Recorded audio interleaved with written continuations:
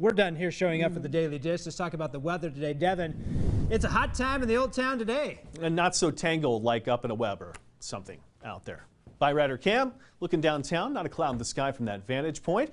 Switch vantage points and take a look outside of our ABC4 News studios. Get a look at the colonial flag that the last 2 days we've noticed the breeze that had been up. Really gusty, breezy Monday. Yesterday, wind's not as strong, but still there.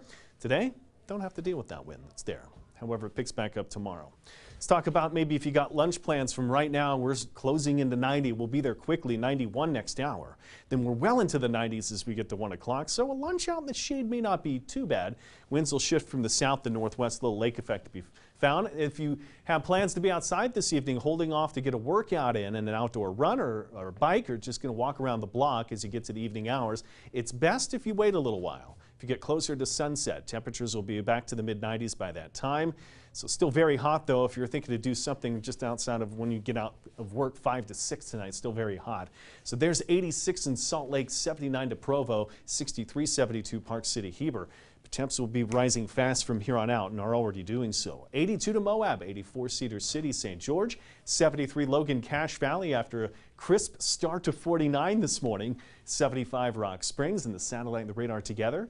What we'll track is a few high in the sky clouds to come back from west to east here today. And also to point out the high heat that's been around, but our next storm, and I've discussed all week that there's a shot that we get a weak front to come in. It doesn't bring any rain, but it will knock down temperatures for some. 103 the high in Moab and St. George. 104 today, highs lower 90s Uinta Basin, highs to the 80s southwest Wyoming's Evanston, Rock Springs to Kemmerer, lower to mid 90s Malhad to Preston, still 90s Duck Valley to Elko to Wells today. So there's a look, the heat that's still here, but watch what happens. That Pacific Northwest storm eventually is going to develop this cold front or cool front, or just a front that will knock temperatures down just a bit. So a few of those high in the sky clouds to come back. No rain chance with it, but tomorrow there's a look at more clouds, a little breezy, south winds to northwest winds, and there's a chance of a shower that shows up in this forecast, but I'd put these rain chances at about 1%. I mean, really minimal. It's not even worth mentioning. We get into Friday, the skies clear back out again.